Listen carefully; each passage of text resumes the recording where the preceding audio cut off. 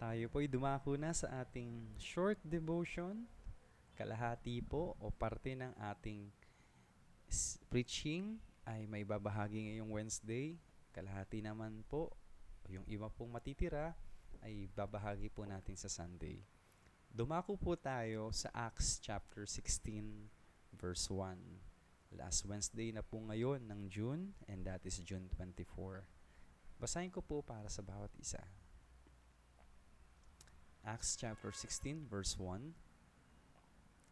Paul came also to Derbe and to Lystra, and a disciple was there named Timothy, the son of a Jewish woman who was a believer, but his father was a Greek.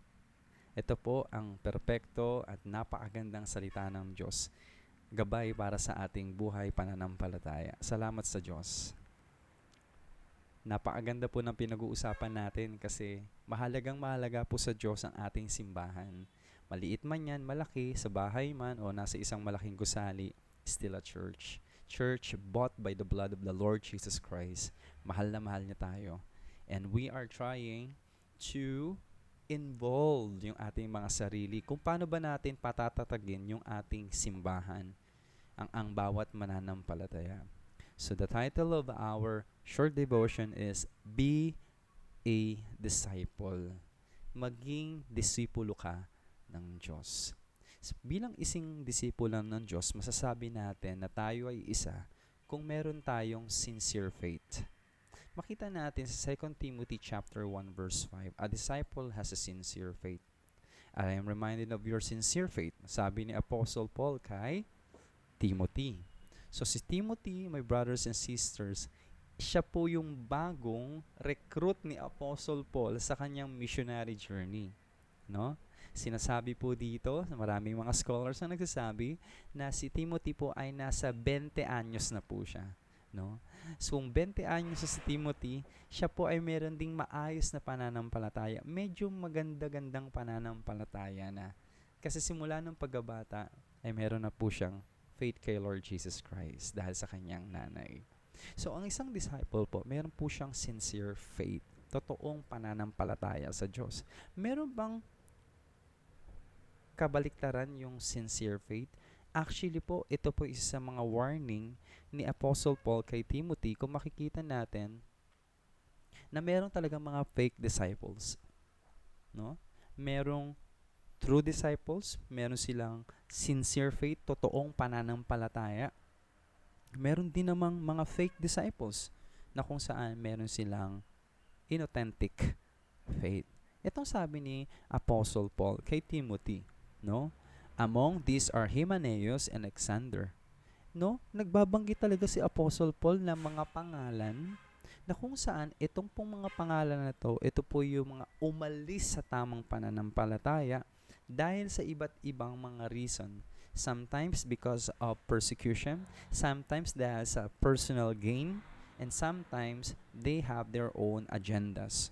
No? So itong mga taong to, these are fake disciples na wina-warning ni Apostle Paul kay Timothy na lubayan mo, Timothy. Huwag mong sasamahan, no? Etong mga taong ito ang umalis sa pananampalataya nila. These are the people who withdraw, no, from good faith. So, si Timothy, siya po ay isang true disciples, no? Meron siyang sincere faith, pero si Hymenaeus and Alexander, meron po silang inauthentic faith. Yung faith na kung saan, kala natin meron tayo, pero kapag na-test na, wala pala. Bigla tayong umaatras. Ito yung mga taong ito. So, kailangan po natin ng dalawang klaseng tao na tutulong po sa atin para maging disciple pa tayo. Okay? Magpatuloy tayo sa pagiging estudyante, pagiging learner. Kasi habang buhay, na nandito tayo sa lupang ito, patuloy po tayong natututo at lumalago until such time na dumating tayo sa kalangitan at doon po tayo kasama ng Panginoong Jesucristo at forever pa rin tayong ma-amaze sa glory ni God. So sino yung dalawang taong ito na kailangang tumulong sa atin? The first one, we need a model of a parenting disciple. Yung disciple na parang nag-aalaga bilang isang tatay o nanay. Ang galing. Kailangan pala natin ng isang parenting disciple, no? Para tayo ay maging maayos na disciple. Tingnan natin yung nangyari kay Timothy. Basahin natin yung verse 1. So Paul came also to Derbe and Lystra, and a disciple was there named Timothy, the son of a Jewish woman who was a believer. So yung nanay pala ni Timothy, Hudyo siya, pero ang something na napakaganda sa kanya ay isa po siyang mananampalataya. Sino po ba tong nanay ni Timothy na nag-disciple sa kanya, nagpasa ng sincere faith sa kanya? Makita natin dito sa 2 Timothy 1:5, no? Yung pala, ito pala yun, no? Merong lola si Timothy na mananampalataya din. At yung lola ni Timothy, no? Nagturo ng pananampalataya kay Jesus sa kanino? Sa nanay po ni Timothy na si Eunice. Ang galing, mula sa lola, patungo sa nanay, mula sa nanay hanggang sa apo. So ito po, no? Ito po, my brothers and sisters, ang nagtuturo sa atin, yung mga anak nating mga lalaki at yung mga anak nating mga babae, pwede po tayo na maging parenting disciple sa kanila, no? Let us teach them our faith and love where? At home. Nakakatuwang isipin, no? So si Timothy, anak, at ang nanay niya si Eunice, saan naging matatag, saan naging maayos at pinakita ang pananampalataya ni Eunice? Syempre, most of the time sa bahay. Tama ba? No? Ito yung sinasabi natin na yung faith and love ay makikita dapat sa bahay, no? Siguro nakita ni Timothy, no, na yung nanay niya lagi nagbabasa ng Bible, 'di ba? Yung nanay niya meron ding memory verse. Yung nanay niya kapag nalulungkot nagpa-pray. Siguro nakita niya yung nanay niya kapag nakagawa ng masama sa loob ng bahay or kay Timothy humingi ng tawad. No, yung faith and love at home, ibang klase 'yun. No? So, ganun din tayo, no? Kung paano natin magtuturo yung faith and love sa ating mga bahay, example. Example talaga. Yung faith and love sa bahay ay nakikita sa pamamagitan ng example. Example, kasi pag nasa bahay na tayo, doon talaga natin mas naipapakita yung maayos sa pananampalataya. Kasi nga, okay, no? Hindi natin isip na fake yung faith natin. O pag sa church lang tayo, disciple, hindi. Mas napapractice talaga natin yung faith natin kapag nasa bahay tayo. Kasi sa bahay natin, napakaraming challenges, no? There comes where faith and love and relationship with our sons and daughters met together. They collide. Pero, mahirap. Hirap nga, pero pag naging maayos sa grasya ng Diyos, napaka-effective. Kasi nakita natin yan kay Timothy. So sa atin dito, no, meron tayong mga anak na lalaki at anak na babae. So ito, siguro, tayo ay single pa or meron tayong inaalaga ang bagong disciple. Ang maganda, let us bring them in our house. Let us bring them in our house. Makita nila kung sino talaga tayo sa bahay natin. Makita nila talaga kung paano talaga tayo makitungo sa ating asawa, kung paano natin pinapractice yung righteousness, yung faith and love natin sa loob ng bahay, sa ating kapitbahay, no? Yung mga kapitbahay ba natin, pag dumating na tayo, umaalis or busangot, no? Pag yung mga kapitbahay ba natin, masaya pag dumarating tayo. Kasi, doon natin napapakita yung faith natin. And then, yung mga believers natin, yung mga fresh believers natin hawak, makikita nila yan. Napakaganda, where faith and love at home is seen. Meron tayo dito, isang illustration, para mag-grasp talaga natin. Nakakatuwa kasi itong si 71-year-old Johan Classen of Washington, no? He recorded the Bible for 1 year. January 1 siya nag-start. Okay? Nag-record siya audio. No? Yung Bible reading niya, ni-record niya everyday para sa kanyang apo na interested sa spiritual matter. Hindi natin alam kung nagtanong ba about God or anything, pero spiritual matter. So, naging resolve niya na, uy, nagtatanong na siya siguro about kay God, about the church, about the Bible, and his faith and love at home, pinakita niya. No, nakakatuwa itong lolo na ito. Kung para siya naging parenting disciple sa kanya pong apo, sa kanyang mga anak, syempre, di ba? Connected yan sa anak niya na nanay o tatay ng kanyang apo. No? And there was yung habang ini-interview siya, sabi, maraming mga challenges. Pero sabi niya dito, yung personal conviction niya ang ganda. Pwede natin ito maging personal conviction din.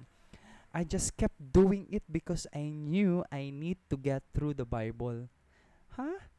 Ano yung nagpatibay ng kanyang conviction na gawin itong recording ng Bible everyday? Hindi naman niya iniisip talaga yung primarily, no? Hindi niya na talaga nabanggit dito na para sa apo ko to. Anong binanggit niya? Para sa akin to. At kung gagawin ko to para sa relationship ko kay God, I believe magbe-benefit yung apo ko. Di ba ang galing? No? So, hindi talaga pala natin may separate yung parenting natin sa ating mga anak at yung personal desire natin for God. No? Ang galing. Tapos sabi niya dito, we're only here for a short period of time. What can we live? Oo nga, no? Hindi pala tayo mag-stay dito ng matagal. No? Maaring tatay tayo for 10 years. Maaring tatay-nanay tayo for 30 years. Pero what is 30 years? What is 10 years? Kung alam naman natin na sa langit tayo mapupunta forever at gusto natin yung mga anak at apo natin makakilala din sa Panginoon. Ano ba yung maiiwan natin sa kanila? So as a disciple, kailangan natin na maging parenting disciple sa iba. No? Ito ang prayer niya sa last part ng kanyang interview. Pray that it gives them strength. Ano yun? Yung Bible record niya, audio Bible record niya, na sinave niya sa USB. Sana magbigay daw lang lakas ng loob sa kanyang apo. At i-lead daw yun ng word ni God sa church. And syempre, yung pananampalataya niya kay Lord Jesus Christ. Wala siyang control sa magiging resulta. Pero may control siya sa kanyang commitment as he entrusts himself to God. So paano ba maging parenting disciple? No? Paano ba? We need to trust God sa pag-work niya sa buhay natin. At kailangan natin gamitin yung mga resources na meron tayo at yung conviction natin, maging commitment natin sa pagtulong natin sa mga batang disciple. So, as is faith, love, and home, learning how faith and love in everyday life. Ang ganda. We need a parenting disciple. Ang pangalawang nakikita natin sa life ni Timothy is that we need a model of serving disciple. Kanina, parenting disciple, no? Si Timothy, the disciple siya ng kanyang nanay na si Eunice, at yung nanay niyang si Eunice na disciple ng kanyang nanay na si Lois. Okay? So, kailangan naman natin yung serving disciple. Paano ba ito nangyari sa life ni Timothy? Tingnan natin to. In verse 1, nabanggit dito ni Apostle Paul na si Timothy ay nakatira sa Lystra. Sa Lystra. And a disciple was there. And his name is Timothy. Ano ba nangyari sa Lystra? No? Way back. Acts chapter 14. Ano ba nangyari sa Lystra? Kung natatandaan nyo, sa Lystra po, si Apostle Paul, pinagbabato. At inaakala ng mga taong nakatira sa Lystra, patay na si Apostle Paul. Okay? Okay? Akala nila patay na si Apostle Paul. Dugo-duguan si Apostle Paul, wala nang malay. At iniwan na sila. Iniwan nila si Apostle Paul na nakahandusay. Pero, may mga disciples. May mga disciples. Okay? Yung mga disciples, anong ginawa nila? When the disciples gathered about him, walang pangalan. Itong mga disciples na to, sila yung umakay kay Apostle Paul, pinalibutan si Apostle Paul, umakay sa kanya, at dinala sa kanilang mga bahay. Sino kaya ang mga disciples na ito? We believe, they are Lois, lola ni Timothy, they are Eunice, one of them is Eunice, nanay ni Timothy, bata pa si Timothy dito. No? Kasi kakatapos lang ng first missionary journey. kakabalik lang ni Apostle Paul years after ng first missionary journey. So malaki na si Timothy. Pero nung wala si Apostle Paul, no? Wala si Apostle Paul, tapos na siya mag-minister sa Lystra, sa city ni Timothy. Si Timothy naman lumalago sa kanyang pananampalataya, no? Habang lumalago, nakwentuhan siguro siya ng kanyang nanay at ng kanyang lola na si Apostle Paul ay pinagbabato, pero yung mga disciples ang nag-akay sa kanya, no? Nagpalakas sa kanya, nag-alaga sa kanya, nagpunas ng kanyang mga sugat, nag-ayos ng kanyang damit kasi gulagulanit na dahil sa pagbabato, no? Nalam ni Timothy yan, no? Alam niya yan. Siguro nga, no, possible ito, church, na habang pinagbabato si Apostle Paul, si Timothy nakikita. At nakita rin ni Timothy paano tumakbo si Lois and si Eunice at ibang mga disciples para palibutan si Apostle Paul. Nakita siguro yun ni Timothy. Malaki po ang posibilidad. At kung nakita po ni Timothy yung mga disciples, meron po siyang model kung paano talaga mag-serve kay God at all cost. Meron po siyang eye-to-eye witness, no? Kung paano talaga ang mag-obey kay God at mag-serve kay God kahit na mahirap. Nakita natin kung gaano kaganda yung connection ng mga Bible chapters dito sa Book of Acts. Faith, love, and home. Ano yung home? Second home ni Timothy? The church. Paano niya natutunan yung faith and love in everyday ministry? Ganun pala mag-obey kay God. Ganun pala mag-serve kay God. And siya po ay naging disciple na naging ready para samahan si Apostle Paul and Silas sa pag-iikot sa different cities, pag-share ng gospel. Ginamit po ng Diyos yung parenting disciple at yung serving disciples sa Lystra upang si Timothy po maging disciple din siya, katulad mo at katulad ko. Your life as a serving disciple, kung nagdi-disciple ka at patuloy ka nagsiserve kay God, nag-o-obey ka sa calling mo, kung ano yung pinapagawa ni God sa buhay mo ngayon, your life as a serving disciple brings lesson of courage and strength despite hardship. Someday, may tuturo, may ikikwento, at patuloy mo may papakita kung paano mag-serve kay God sa mga bagong disciple na ipagkakatiwala sa iyo ni God. O sa mga disciple na bagong papasok sa simbahan natin na kung saan ihahanda din sila ni God para maging disciple na nag-share ng gospel, nagdi-disciple at nag-evangelize din sa mga tao na bagong mananampalataya. So, my encouragement for all of us is keep serving God. Keep serving God. Be courageous. And let your commitment be secured in the Holy Spirit, because the Holy Spirit is the only one who can secure yung commitment natin, no?